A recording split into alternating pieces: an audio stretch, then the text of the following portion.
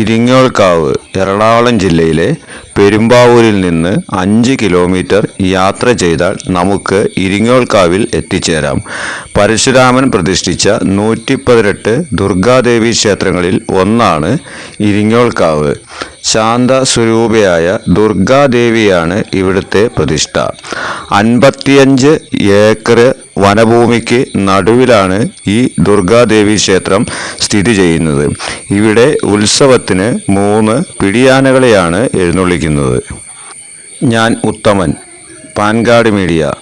ഈ വീഡിയോ കാണുന്നവർ ഈ ചാനലൊന്ന് സബ്സ്ക്രൈബ് ചെയ്യുക, ലൈക്ക് അടിക്കുക, ഷെയർ ചെയ്യുക, ബെൽ ബട്ടൺ ക്ലിക്ക് ചെയ്യുക.